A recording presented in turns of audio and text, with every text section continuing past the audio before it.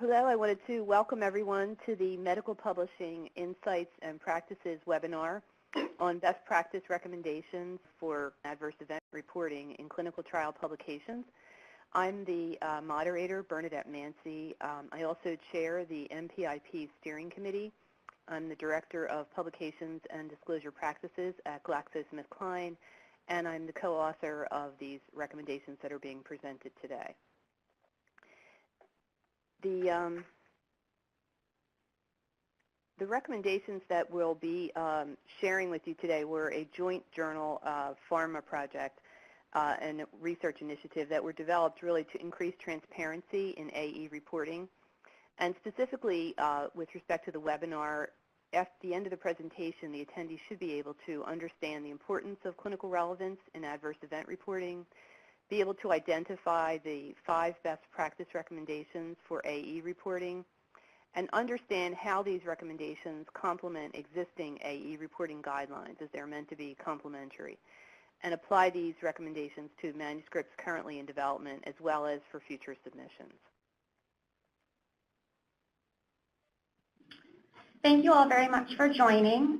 Throughout the webinar, if you have any questions regarding the content that you'd like to address to our presenter, there is a chat function within the system. It should be on the right-hand side of your screen. If you look up towards the top, you will see a drop-down box.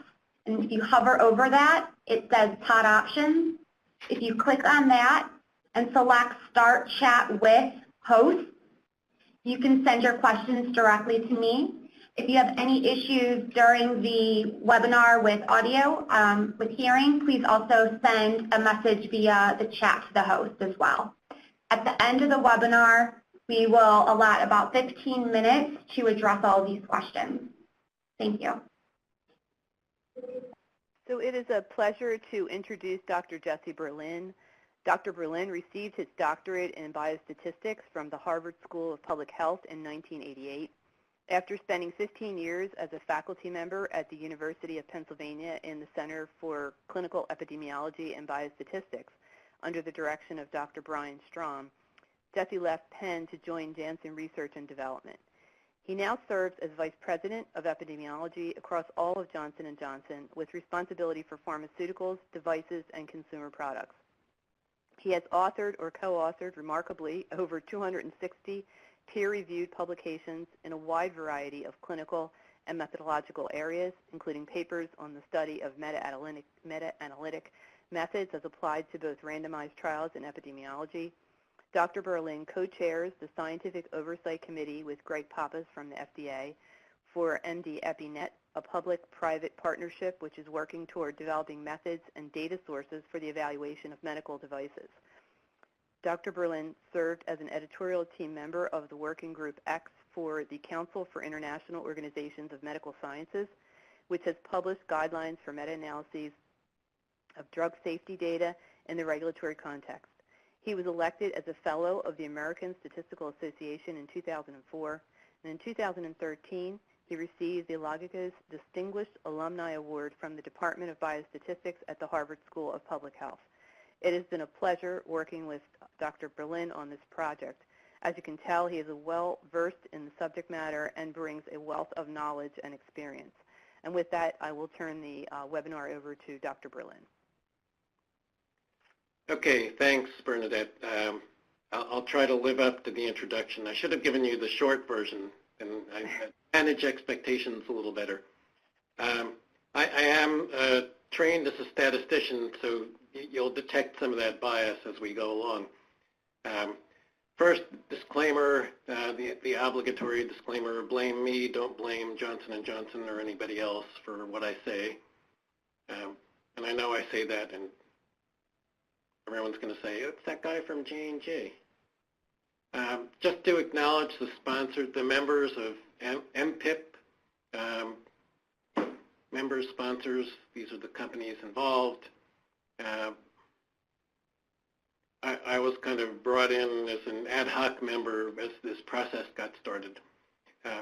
So where did this effort come from? There was a publication by Bernadette Mancy et al.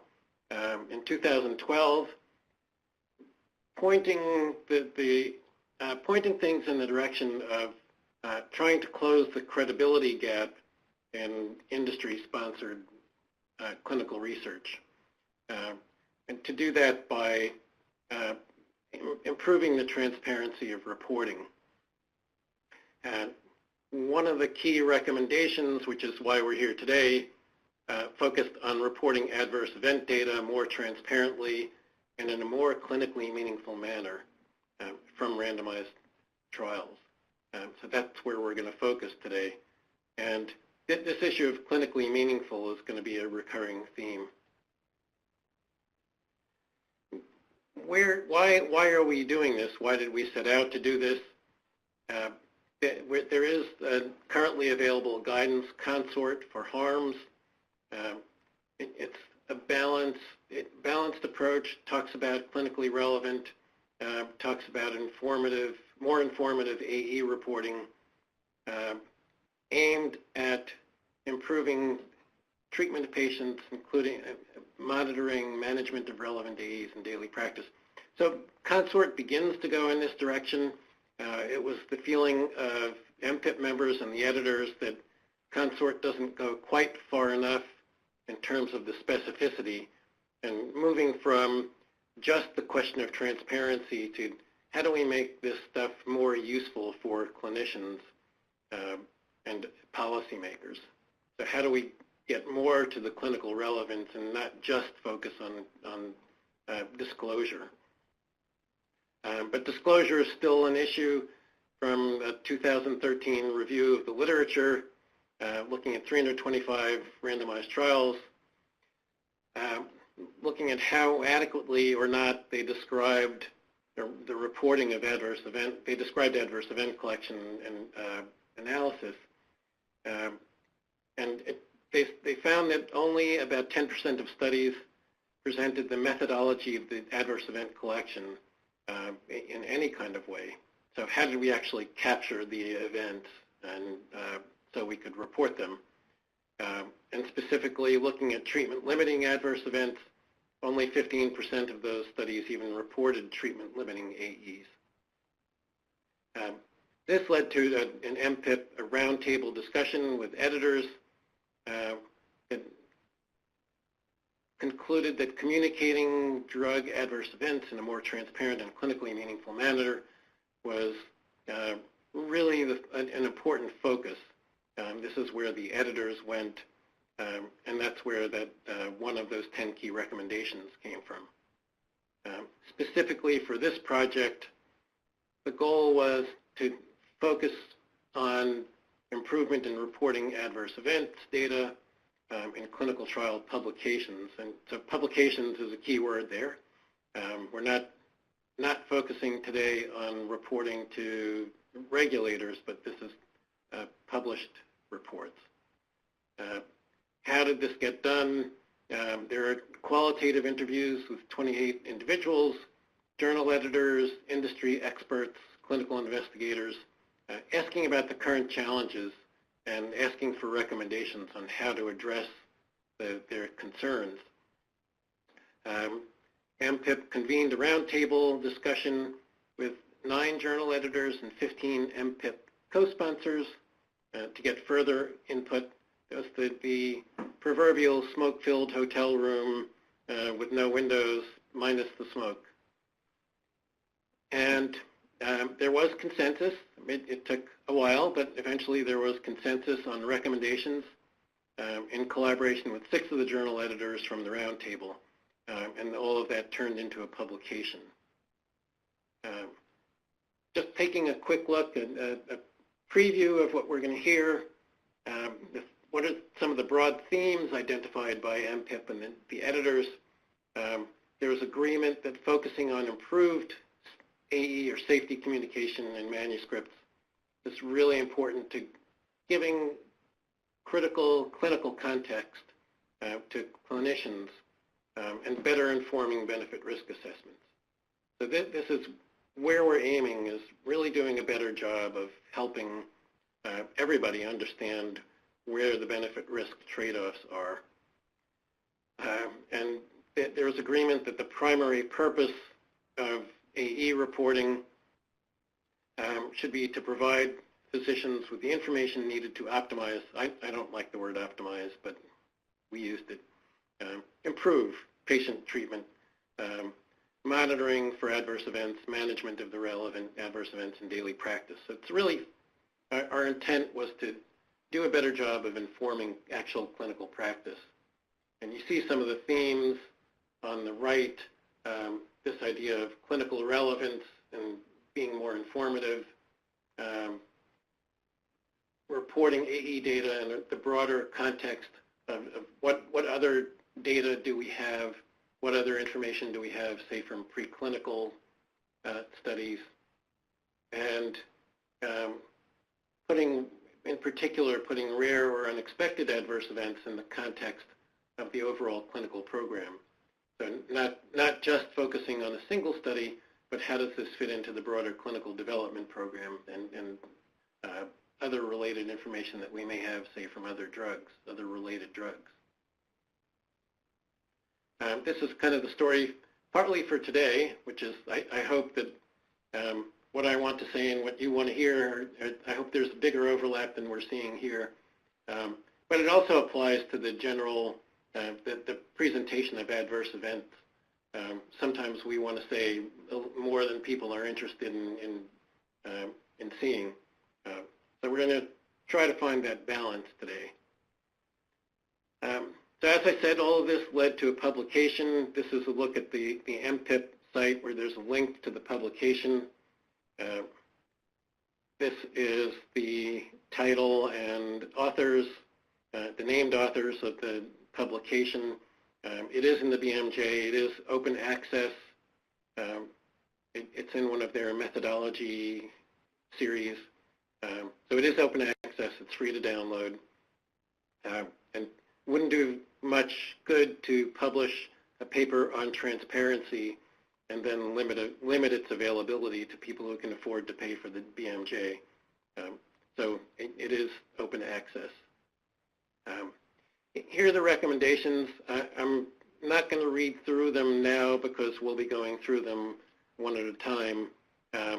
But this is a nice slide. If you want to take what's here and when the slides are available and use this for further presentations, this is a nice summary of what we're recommending.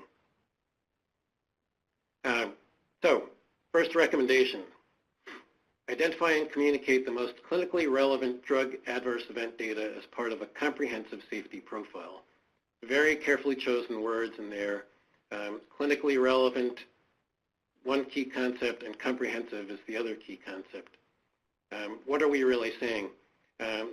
Starting with focusing on the most clinically relevant representative drug adverse event data, but at the same time providing balance and context to help assess the benefit risk. We'll take a look at an example to see what that means. But this idea of applying a clinical relevance filter was a key message that came out of our discussions. Identifying the adverse events of greatest clinical interest. And that relies on internal investigators, external investigators, whoever was running the clinical trials, making a judgment about the adverse events that really need to be highlighted. Because why? Why do we want to highlight these? They may affect treatment tolerability or adherence. They might require upfront monitoring or early intervention.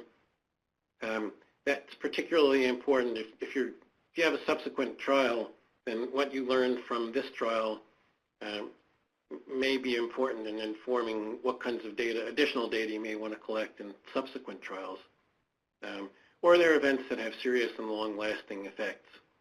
And importantly, we're not advocating an all or none approach. We're not saying just report these clinically relevant events. Typically in the past, we've not reported the most common events. Sure, we can keep doing that. And this idea of a comprehensive safety profile means somewhere along the way, perhaps in an online appendix, we want to give people who want to see everything, we want to give them a look at everything. So we're not not saying only to do this. We want full disclosure, but there's a distinction I think we're trying to make between transparency, which means making things clear, and full disclosure, which may mean give everyone a dump of every adverse event that showed up anywhere and let them figure it out. So that's a distinction I'm borrowing from Frank Rockhold, who I think I heard say this 2 or 3 years ago. This is just an example, and this illustrates how the paper is put together, which is there are these illustrative examples for every one of the principles. This table shows a number of important points. The first, the topmost arrow points to this section on common adverse events. And here the threshold is 5% of patients. So this is kind of typically how we've done things in the past. You just show the most common stuff. Here in this middle block in the yellow, we're looking at adverse events of interest. These are the AEs of special interest, sometimes called. This is looking at an immune drug, a drug that affects immune response.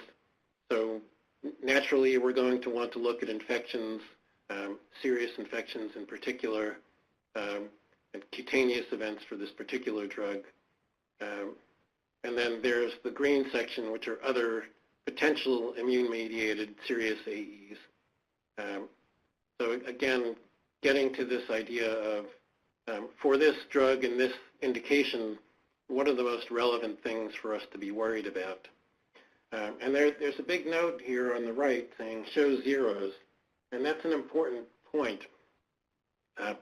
If you're, my experience, some of you may have noticed in my introduction, I've got a lot of experience in meta-analysis, and I can tell you there's nothing more disturbing than coming to a paper that reports on adverse events and doesn't mention certain adverse events. And is that because there were 0 of them or because we just didn't look? So that's an ambiguity we really want to resolve very explicitly. And the way to do that is to show the zeros when there were zeros. Recommendation 2 was reporting on timing, frequency, duration, and other potentially relevant descriptors when clinically appropriate.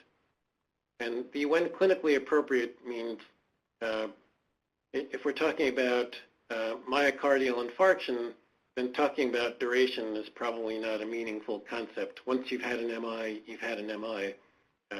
So it's just a reminder that it's not always going to matter what the duration is. But the point here, really emphasized by the clinicians in our group, was that these adverse events could affect treatment administration, adherence, quality of life. I should put that in quotes. Not just talking about severity, not just talking about frequency, but how long do they last? When do they occur during the course of treatment? When do they go away after you remove treatment, or maybe you don't remove treatment? So a little bit more about the kind of natural history of how these events occur and resolve, or if they resolve. So all of that's important. Put it in the main adverse event table, or you can have a supplemental section looking specifically at these kinds of issues.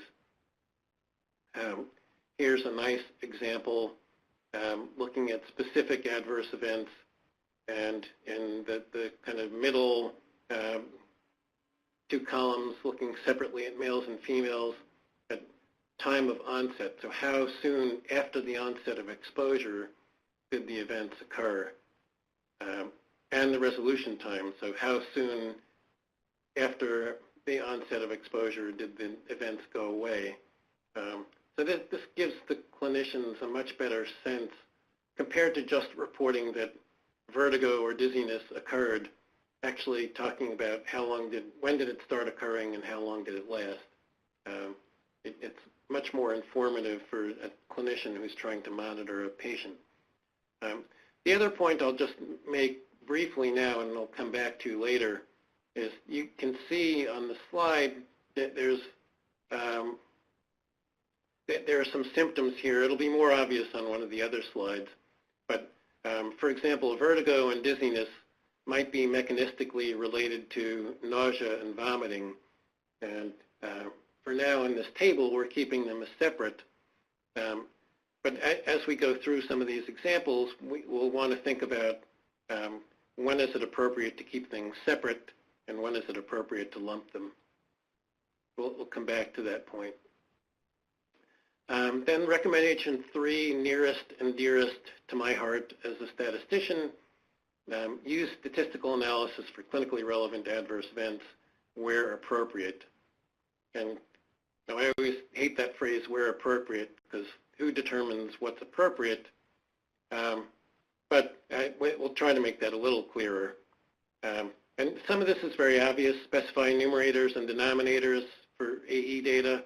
The point here is that if you're doing multiple observation periods, the denominators may actually change.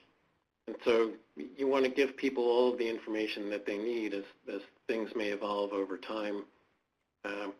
We're saying that the minimum you should generally want to report is a confidence interval around an absolute risk difference. That should be a minimum standard if analyses of the AE data are performed. And that's, as an aside, this is one where I think as an industry we're getting better about this. My conversations with statisticians, there's still a tendency to carry over past practices, which is just giving a point estimate from each of the groups and maybe a confidence interval from each of the groups, but not always getting in the past to this risk difference. So what's the difference in risk between the treated and control groups, and what's the confidence interval around that difference? There will be times when we want to do formal statistical comparisons with a p-value, and I won't get into the age-old debate about how good p-values are or not, a raging debate still. But if you're going to provide any p-values, then you should provide all of them. And the underlying rationale or methodology need to be reported, need to be pre-specified in the statistical analysis plan, described very clearly in the publication. And this is the point I was starting to make. Report all formal statistical tests, even if not statistically significant. How many times have we seen tables that say either don't show a p-value or say p equals ns for not significant? Well, under our current standards, a p-value of 0.06 is ns, and a p-value of 0.9 is ns. And those are arguably different strengths of data. So give me an actual number. And there may be times, I guarantee there will be times when we're doing statistical tests that were not pre-specified in the analysis plan, but because a reviewer or an editor asked for an additional analysis or asked for a variation on an analysis. If it's a clinically relevant question, let's report those methods and results, but let's be sure that we identify them as exploratory or post hoc when they're exploratory or post hoc. So make sure we keep it clear as to what was pre-specified and what was added after the fact. Again, emphasizing this idea of reporting the zeros, and I'll mention again this idea of lumping versus splitting. If we lump too many things together, then we'll be lumping things that are affected by treatment with things that are not affected by treatment, and we lose the signal. If we split them too finely, then we're getting the specificity that we want, but then we're getting tiny numbers. And so we could lose, we could look like there's no signal because the numbers are too small. So we've got to think about finding the right balance. And this is just emphasizing what I said about p-values. Comment from one of the journal editors basically saying, just because you didn't pre-specify it doesn't mean you can't still report it. But be clear that it's a post hoc, that it was not pre-specified. and you keep the statisticians happy, you keep the journal editors happy, everyone's happy. This is an example of this is sort of a best practice example from my perspective. We're looking at specific adverse events, and you see the red circles are drug A, the event rate in drug A, the, I don't know what color that is, greenish, bluish, diamonds, triangles are drug B, event rate. So you can see at a glance how close those are to each other, or how far apart they are. Over on the right-hand side, so this is giving you a look at the absolute difference. Over on the right-hand side, you have forest plots of the relative risks, the relative differences with confidence intervals. This is all the information we'd want. This top one is a relatively uncommon event, wide confidence interval, low event rates, with elevated risk for drug B versus drug A, a confidence interval that just about excludes the null value. Lower down in the brighter green, we're looking at a much more common AE with similar risk for both drugs. And you can see that from the triangles and circles. You can see it from the forest plot of the relative risks. So all the information you want to see. I'll just note here, if you look up near the top, you see nausea. A few lines down, you see vomiting. Arguably, one might do an analysis in which nausea and vomiting are combined. There's a severity issue here, but my point is just that they're clearly related mechanisms, and it's possible that someone would at least ask to see what they look like combined. Here's another look at this. And there's an important one important point on this in the red font there is looking at patients reporting at least one adverse event. That's an important one because individual patients may be in more than one of these more than one of these specific events. So someone may have nausea and vomiting, or someone may have hypoglycemia and edema. So the sum of the individual events won't always add up to the total number of unique individuals who had at least one event. So that's why that top line is emphasized there. You see the risk differences with confidence intervals over on the right, and then the specific examples highlight ones that are, the green stars there are ones that are significant. I'm not sure why the red star needs to be there, but just looking at some specific examples. A note on implementation of this in the guidance. In my role, someone's covering my, yeah, thank you. Sorry, I'm not supposed to say that stuff out loud. In the implementation of this, I get into these conversations with some of the teams, and there is a fair amount of inertia, and this is the way we've always done things.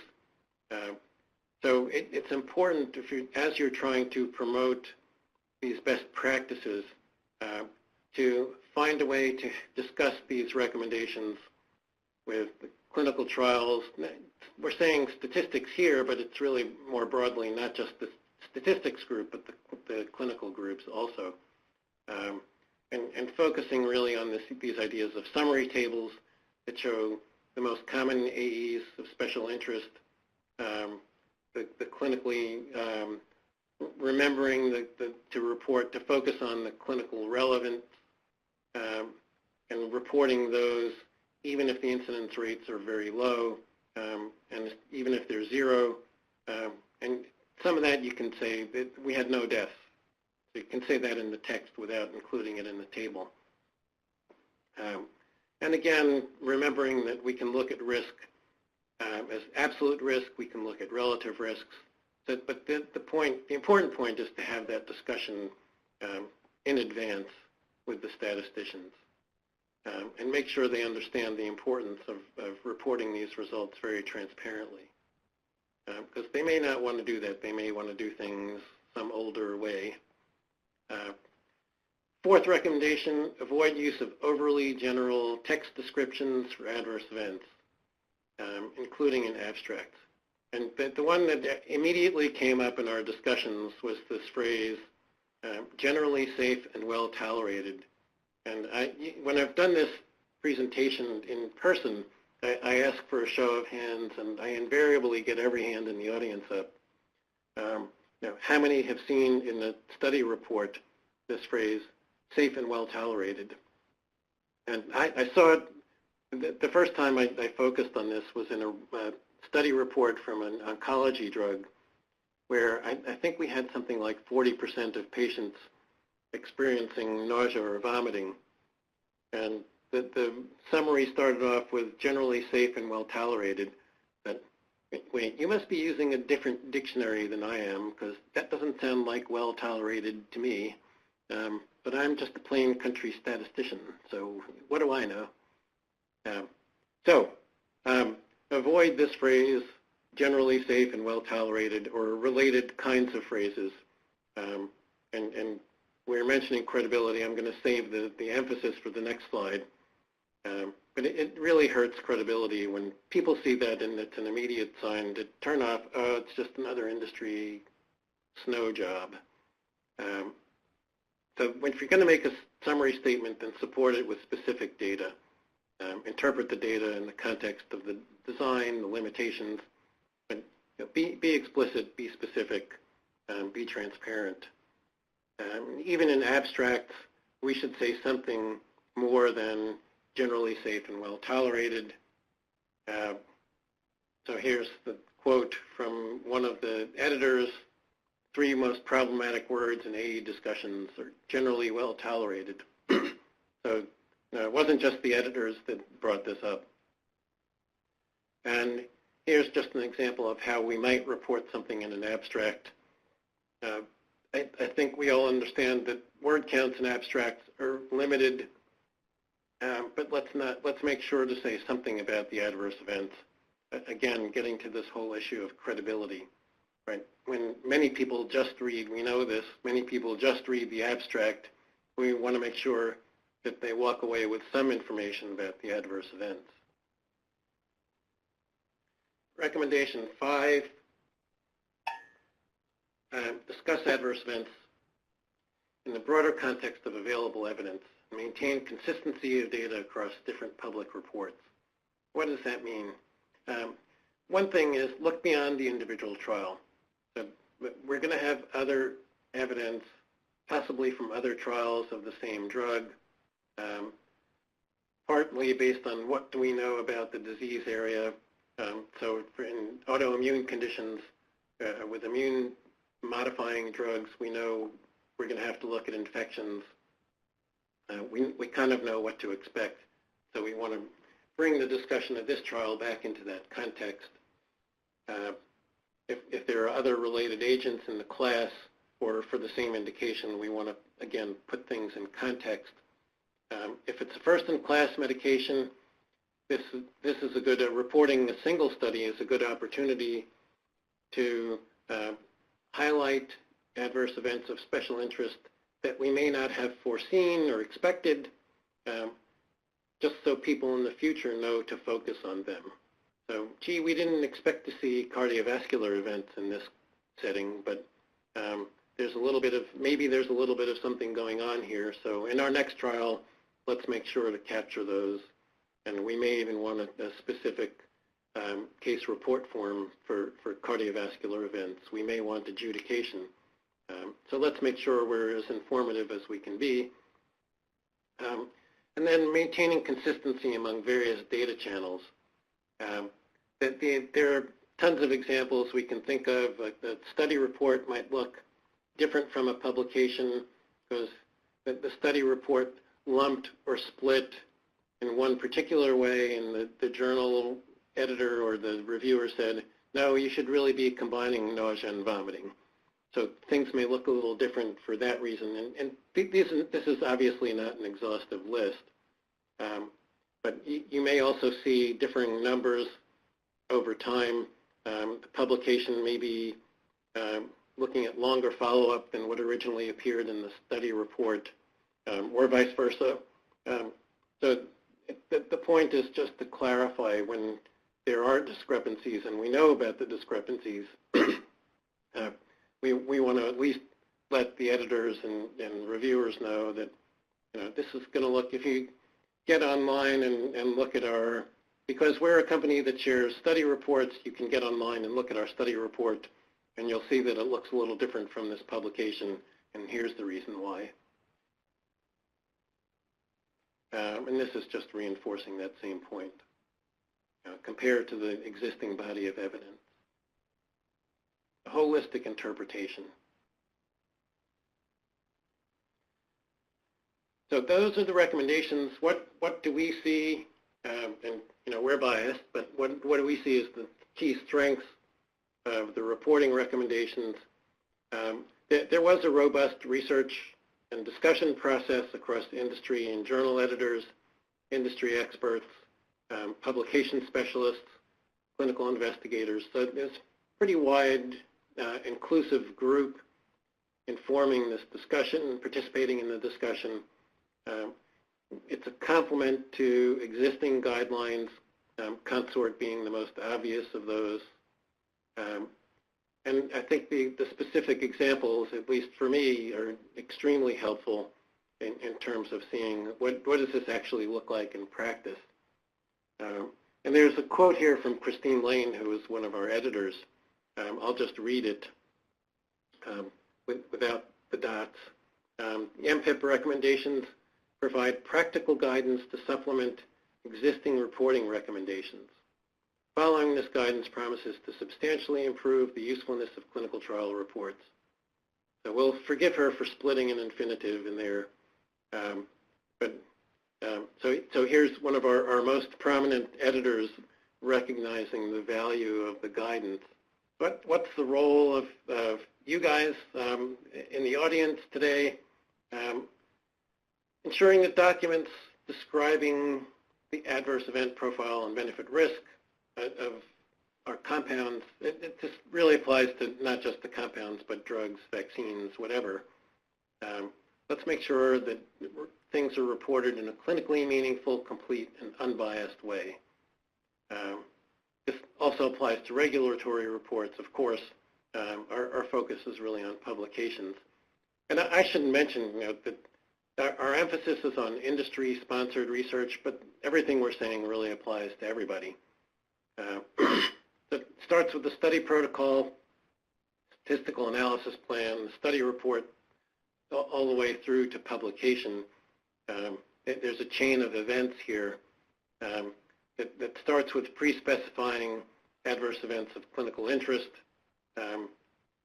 pre-defining the most meaningful statistics that we're going to want to look at to do a proper quantitative evaluation. And again, in advance, identifying what are the most informative displays to present the information. And it's a team sport. You guys all know that. Clinical writing, statistics, clinical PK. I would probably throw in regulatory. So everyone needs to be in the discussion and make sure we're being adequately informative.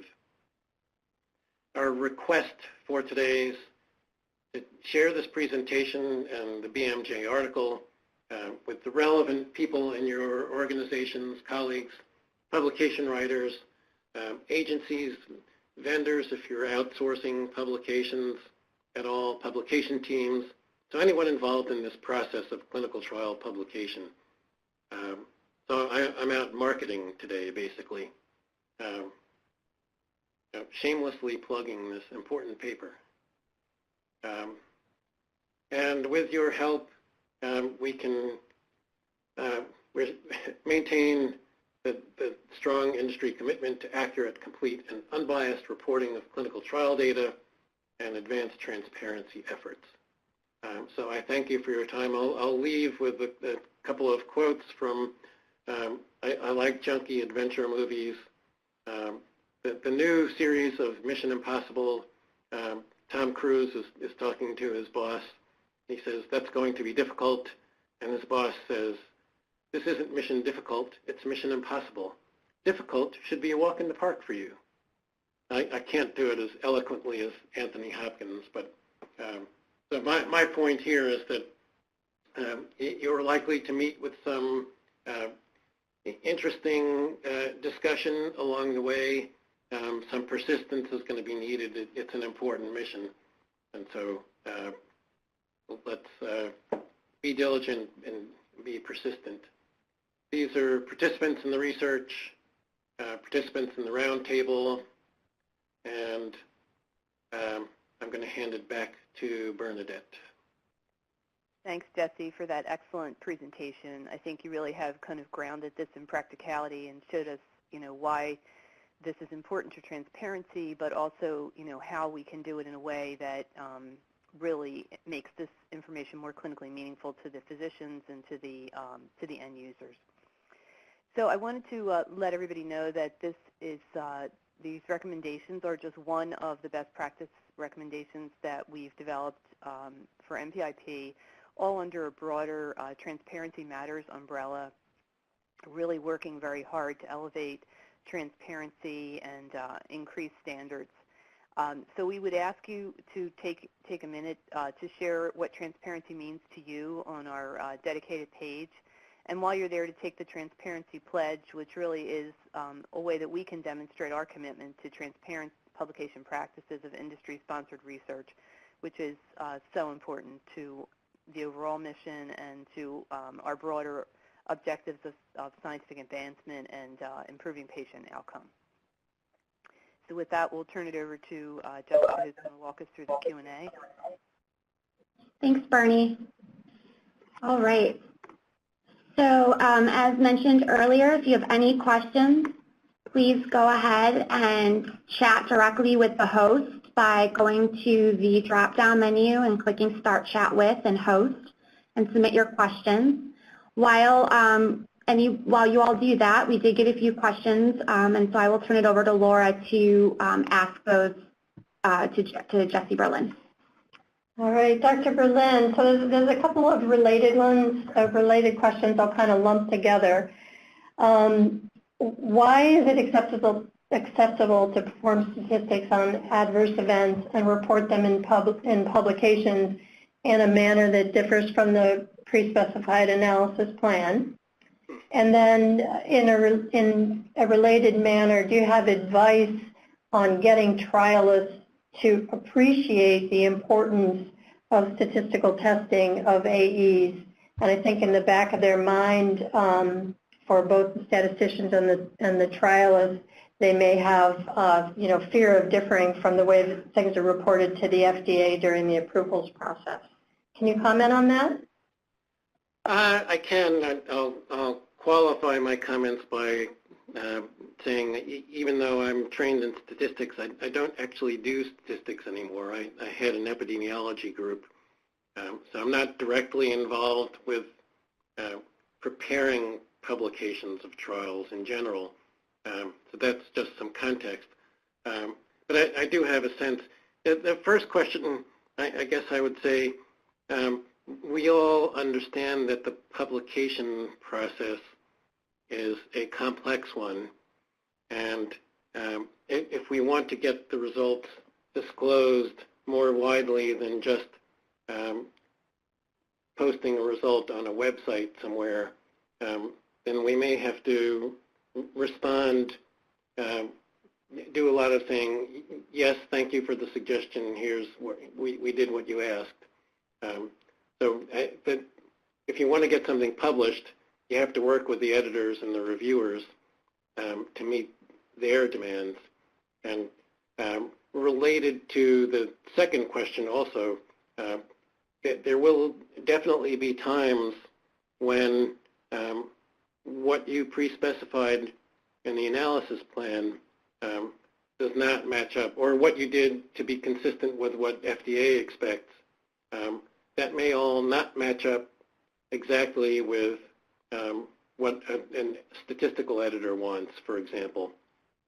I could get specific and say that I've seen that happen a lot with, this is just, it's a technical example, but when I was at University of Pennsylvania, I was good friends with Russell Localio, who was one of the statistical editors for the Annals of Internal Medicine, so under Christine Lane. He had a real hatred for certain kinds of statistical methods which are commonly used, and one of those had to do with how you impute missing values. So in a longitudinal study, if people have the first couple of values but they miss the second or third time point, they're kind of standard practice from what regulators have expected in the past, and there's more sophisticated methods that the statistical editors want.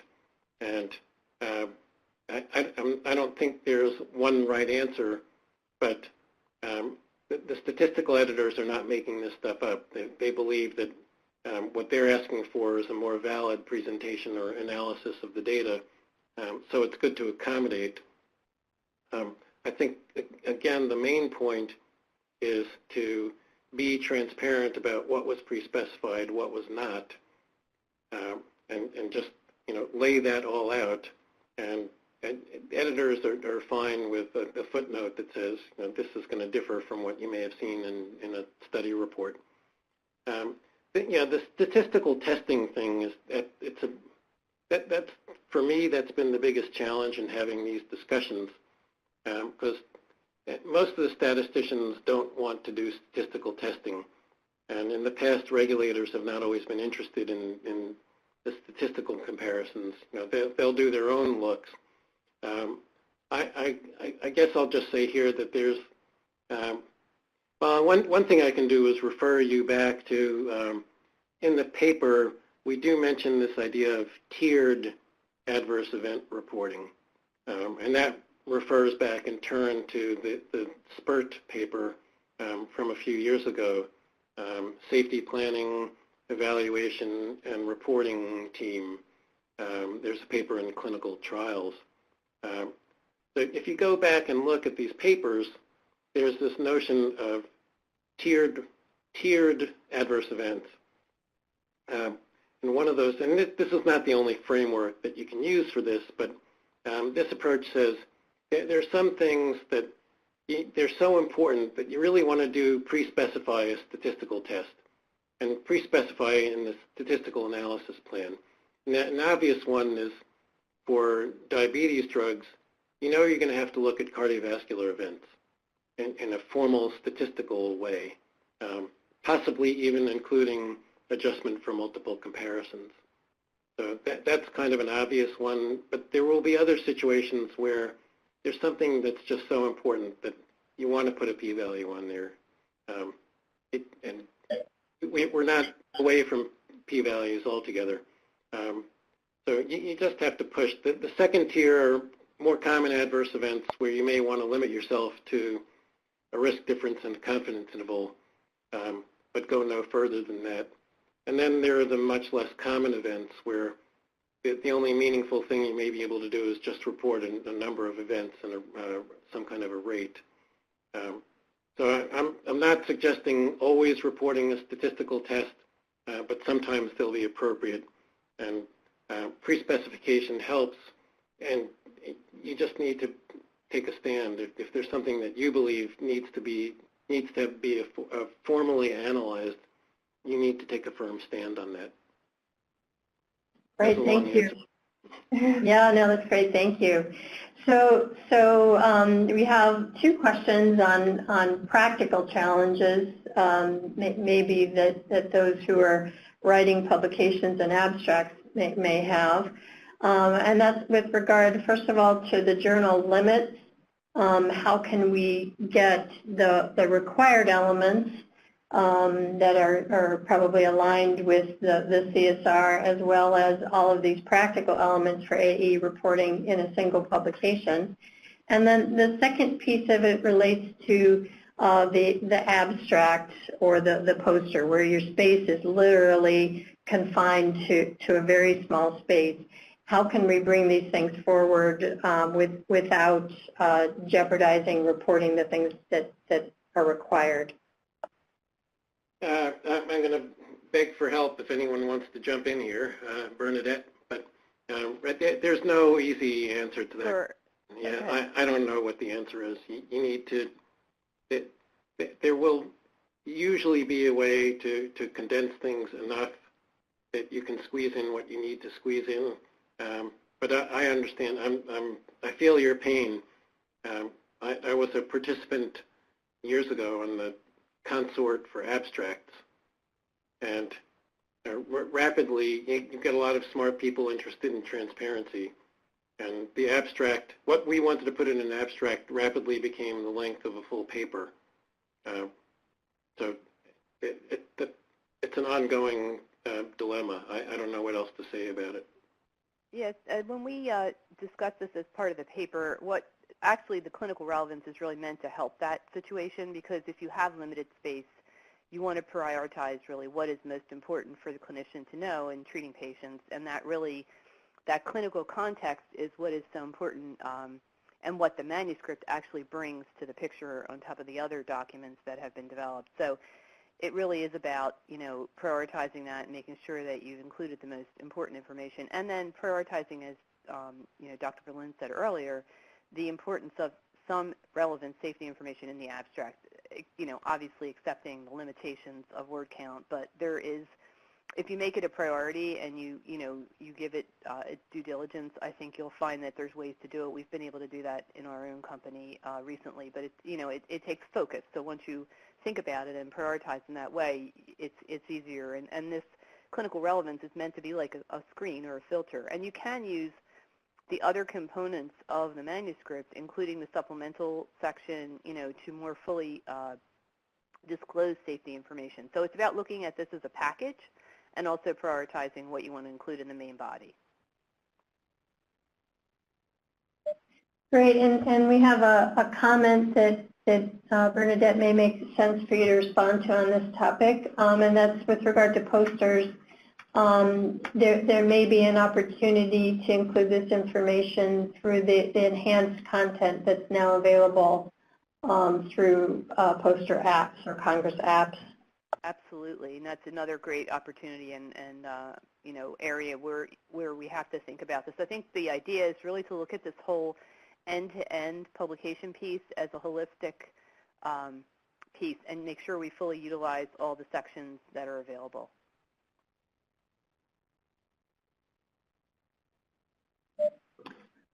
Great. I think that those were some great questions, and I'm going to turn it over to Bernie to end the session. Yeah, I want to thank Jesse. This has been incredibly useful, and hopefully everyone found it valuable. We are very devoted to the topic of transparency and MPIP. We welcome your feedback. We'll be sending you a link, and also include in that the link to the transparency pledge, as well as to what transparency means to me. So we'd really welcome you to get involved in that and to explore the other resources that are available. And if you've got topics that you would like to see us either do more research on or do another webinar on, I think that would be great to hear from you as well. So I want to thank Dr. Berlin again, and also want to thank HCG for organizing the webinar. Thank you, Bernie, and thank you, Dr. Berlin, and thank you all very much for joining. All right, and thank you guys for the opportunity.